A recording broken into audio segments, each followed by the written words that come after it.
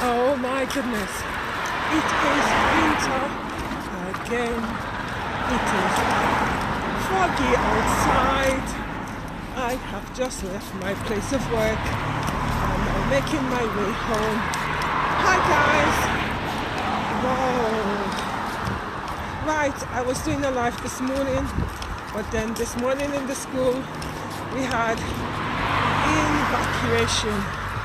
And I just had to finish abruptly because I was going to give you a word, a daily word, which I wanted you to look at, to think about and see how you could actually connect it positively, basically. And the word was connection. That's a powerful word. Oh boy.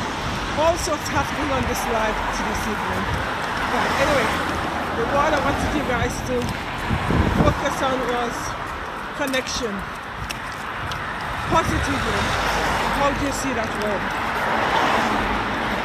And how you see the word connection? For me is, I'm using it with my students, especially with my students. I'm beginning to have fantastic connection with my students. And once you're able to connect with your student is able to learn because they feel they could associate with you as an educator. And you two are connected basically. Right. It's getting dark as I progress on. But anyway, you can still see me, I'm sure. What's my win today? Today was a very interesting day because we had, as I said, oh my goodness, it's really dark. Evacuation. And the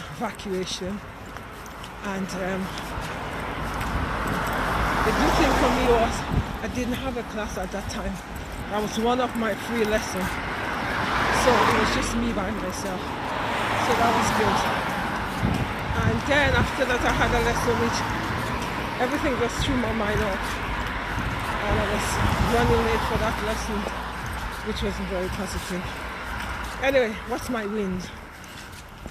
Today my win is my students actually were on point.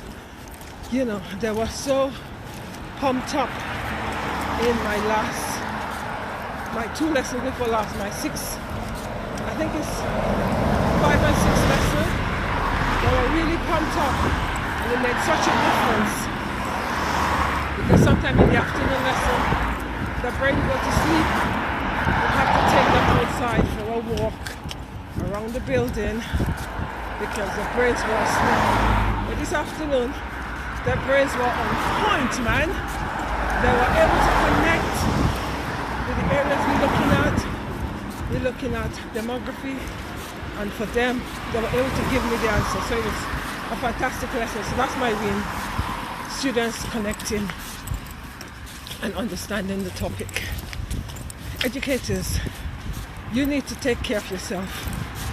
Self-care, what does that look like? For everybody, self-care is different. Self-care could mean just having 3 minutes with you, with yourself, in solitude, or it could mean going and get your hair done, going and get your nails done, etc.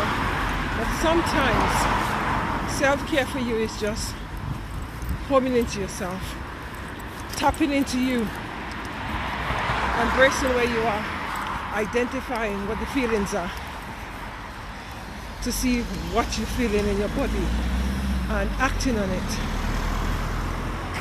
Today for me, my self-care aspect was in one of my free lessons.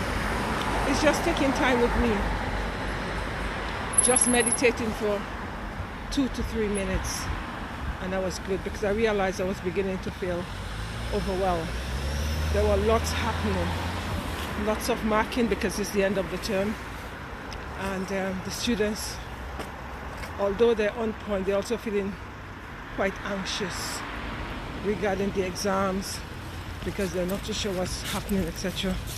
So I realized for me at that time I felt a little bit anxious and I know that I need to tap into me. And self-care for me at that time was seeing what the feelings were and acting on it, like doing a 2 to 3 minute meditation, just sitting quietly. Educator, self-care doesn't have to be, as I said, anything big. It's a matter of you identifying where you are taking care of you.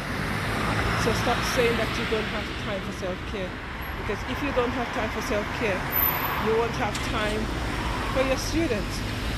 Because how could you take care of other people when the most important person in this cog of wheel is you, right? So self-care is very important.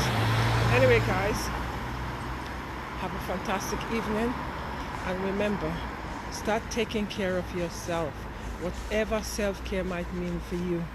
And self-care for you could be just sitting quietly and owning your time. And if you are given lots of work from authority and you know you cannot do it, say you haven't got the time to do it, you cannot do it.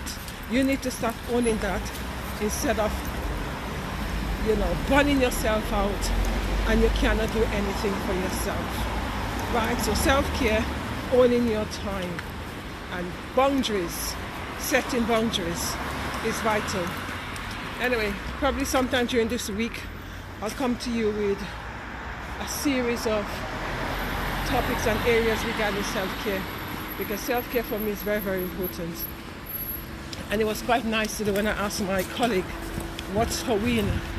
One of the students, she was having some challenges with engaging. And she said to me, oh, Debbie, you had a good lesson. I was able to engage with that student. So for her, that was her win.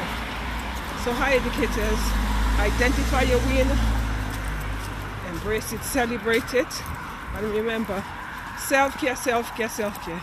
And stop this negative energy where you're saying that you do not have time for self-care. Well, self-care is essential. And remember, identify what self-care means for you. It could just mean sitting quietly. Self-care is about owning your space and owning the right to be and honoring yourself. You are important enough to be honored, so honor yourself. That's what self-care is all about, honoring you. Anyway, take care, guys. Have a fantastic evening. And I'll see you guys tomorrow morning. Take care. Stay blessed. Bye-bye.